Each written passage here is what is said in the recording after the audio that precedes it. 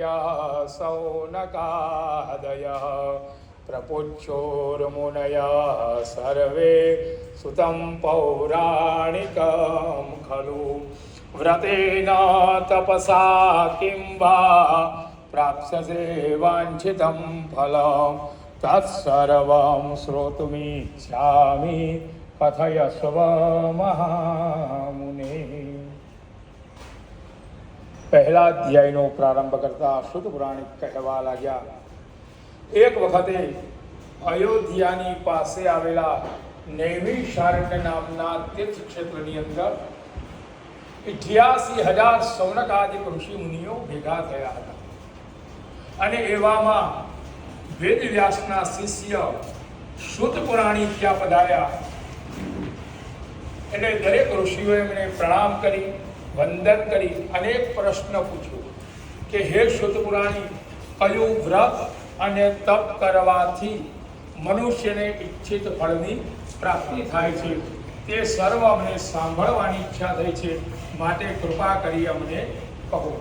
ત્યારે સુખદેવજી મહારાજ કહેવા લાગ્યા કે હે શૌનકાદિક ઋષિમુનિઓ, તમે લોકકલ્યાણ કરવાની ઈચ્છાથી ઉત્તમ પ્રશ્ન કર્યો છે, માટે હું તમને એક વ્રત કહું કે ભગવાન સત્યનારાયણનું એ વ્રત છે અને વિધિપૂર્વક કરવાથી મનુષ્ય સર્વ પ્રકારના પાપમાંથી મુક્ત થાય. ત્યારે શૌનકાદિક ઋષિમુનિઓ કહેવા લાગ્યા કે હે શુદ્ધ પુરાણી, આ વ્રત તમને કોણે કહ્યું એ બધું અમને વિસ્તારથી કહો.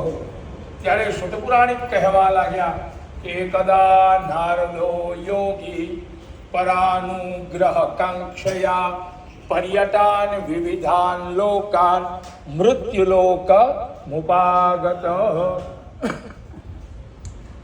એક વખતે નારદ મુનિ ફરતા ફરતા 14 બ્રહ્માંડની પ્રદક્ષિણા કરી અને મનુષ્ય લોકની અંદર આવ્યા. ત્યાં અનેક તીર્થોની અંદર એમણે પરિભ્રમણ કર્યું. પુષ્કરમ ચ પ્રયાગમ ચ કાશીમ ગોદાવરી તથા હરિક્ષેત્રમ કુરુક્ષેત્રમ શ્રીરંગમ સેતુબંધનમ. પુષ્કરમાં ગયા, પ્રયાગમાં ગયા, હરિદ્વારમાં ગયા, કુરુક્ષેત્રમાં ગયા, રામેશ્વરમાં ગયા. આવા અનેક તીર્થોની અંદર પરિભ્રમણ કર્યું, પણ મનને સંતોષ થાય એવું કોઈ જગ્યાએ જોવા મળ્યું નહીં. દરેક મનુષ્ય કંઈક ને કંઈક રીતે દુઃખી છે. તો દરેક મનુષ્ય 3 પ્રકારે દુઃખી છે. કોઈ તનથી દુઃખી, કોઈ મનથી દુઃખી અને કોઈ ધનથી દુઃખી. પરમાત્માએ ખૂબ સંપત્તિ આપી હોય